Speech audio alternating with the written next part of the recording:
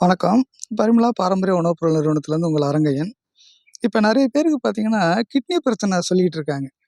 இது கிட்னி பிரச்சனை என்ன அப்படின்னு பார்த்தீங்கன்னா, அதான் ஏற்கனவே சொல்லியிருக்கேன்.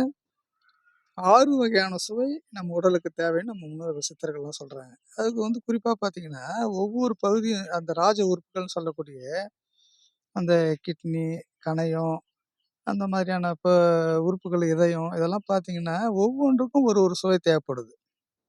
இப்ப இதயத்துக்கு இனிப்பு சுவை இருக்கணுன்றாங்க. தோலுக்கெல்லாம் பார்த்தீங்கன்னா, உப்பு இருக்கணுன்றாங்க.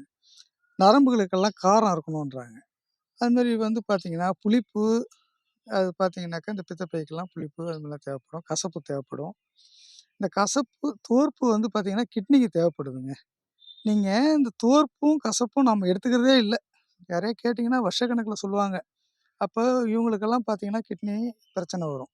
சிறுநீரக பிரச்சனை. இந்த துவர்ப்பு சுவை மிக ஒரு அற்புதமான சுவைங்க. அது என்ன பண்ணுதுன்னு கேட்டீங்கன்னா, ரத்தத்த உற்பத்தி பண்ணக்கூடிய ஒரு சுவை எதுன்னு கேட்டீங்கன்னா, அந்த துவர்ப்பு சுவை தாங்க. உடம்புல ரத்தத்த நெறைய உற்பத்தி பண்ணும். இந்த துவர்ப்பு சுவை நம்ம சாப்பிட்டா அப்ப ரத்தம் உங்களுக்கு குறைஞ்சு போகுது, 1. அந்த சிறுநீரகத்த செயல்பட வைக்கக்கூடிய ஒரு அற்புதமான சுவை அந்த துவர்ப்பு சுவை. இத நம்ம எடுத்துக்கிறதே இல்ல. பித்தப்பைக்கு அந்த கசப்பு தேவை. அது இருந்தா தான் உங்களுக்கு கணையம், அந்த மாரி உறுப்புகள்லாம் நல்லா வேலை செய்யும். அப்ப சுகருக்கும் காரணம் இதுதான். இந்த 2 சுவை உள்ள பொருட்கள நீங்க எடுத்துக்காதனுடைய விளைவு, இன்னைக்கு நெறைய கிட்னி பிரச்சனை, சுகர் பிரச்சனை. இது 2யும் நீங்க சரியாக வாரத்துக்கு 1 நாளோ, 2 நாளோ உங்களால எடுத்துக்க முடிஞ்சுது அப்படின்னு சொன்னா, உங்களால கண்டிப்பா அதுலேருந்து மீள முடியும்.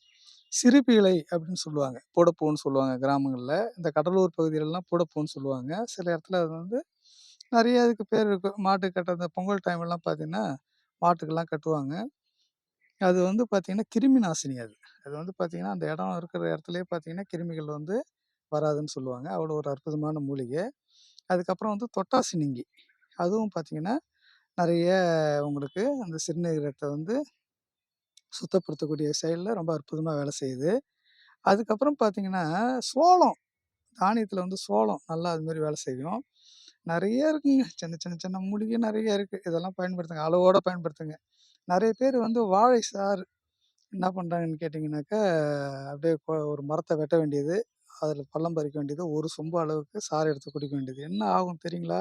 இந்த வாழை சாறு நீங்க சாப்பிட்டீங்கன்னா, ஆனைக்கே ஆனை மீன்ஸ் யானை. யானைக்கே அது மதம் அடக்கிறதுக்கு 6 மாசத்துக்கு ஒரு தடவ தான் தண்டு குடுப்பாங்க, வாழைத்தண்டு. ஆளனுக்கு கீரைத்தண்டு, ஆனைக்கு வாழைத்தண்டுன்னு பழமொழி. நீங்க சும்மா டெய்லி போயி 1 டம்ளர் குடிக்கிறேன், 1 டம்ளர் உடம்பு சக்கையா போயிடும். உடம்பு இருக்க சத்துக்கள எல்லாம் சக்கையா பிழிஞ்சு எடுத்துரும். அந்த மாரி வாழை சாறு சாப்பிட்டவங்கலாம் உயிரோட முன்ன இருக்காங்களான்னு பாருங்களேன் கொஞ்சம். உங்களுக்கு தெரிஞ்சவங்க யாராவது இது மாரி இருக்காங்க, கிட்னி ஃபெயிலியர் ஆகி வாழை சாறு சாப்பிட்டவங்க யாராவது இருக்காங்களான்னு பாருங்க. உடம்பு ஒண்ணுமே இல்லாம போயிடும். அதெல்லாம் அப்படியே ஒரு அவுன்ஸ் ஒரு 30 எம்எல் வாரத்துக்கு ஒரு தடவ எடுத்துக்கலாம். இல்ல ஏதாச்சும் எதுவுமே அளவு இருக்குங்க. அளவுக்கு மீறி நீங்க எதுவுமே உபயோகப்படுத்தக்கூடாது. ஒரு கைப்பிடி ஒரு அளவுலாம் பார்த்தீங்கன்னா, ஒரு கீரையா இருந்தா கைப்பிடி. அதுவே நீங்க அரைச்சு சாந்தாக்கிட்டீங்கன்னா, ஒரு நெல்லிக்காய் அளவுக்கு, ஒரு எலுமிச்சம்பழம் அளவுக்கு, இல்ல ஒரு கோலி குண்டு அளவுக்கு, இந்த மாரி அளவு இருக்கு. அளவுக்கு மீறி நீங்க மாட்டும் எதையாவது ஒண்ணு சாப்பிட்டா சரியாயிடும்னு, நீங்க அளவுக்கு மீறி சாப்பிட்டா அமிர்தமும் விஷம்னு சொல்லியிருக்காங்க. அதனால அதெல்லாம் நீங்க புரிஞ்சுக்கணும்.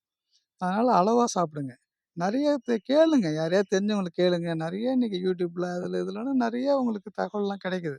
அதனால கொஞ்சம் பாருங்க. அளவா உபயோகப்படுத்துங்க. ஒவ்வொன்னையும் அளவா உபயோகப்படுத்துங்க. ஒரு நாள்ல சரியாயிடும்னு எதையும் நினைக்காதீங்க. 1 மாசம், 1 மண்டலம் நம்ம கணக்கெல்லாம் 1 மண்டலம், 1/2 மண்டலம், 1/4 மண்டலம் அப்படி இருக்கு. நோயினுடைய வீரியத்த பொறுத்து அதெல்லாம் மாறும். அதெல்லாம் உபயோகப்படுத்துங்க. ஆலோசனைக்கு தொடர்பு கொள்ளுங்க. தேவைப்பட்டா நேர்ல சந்திங்க. நன்றி, வணக்கம்.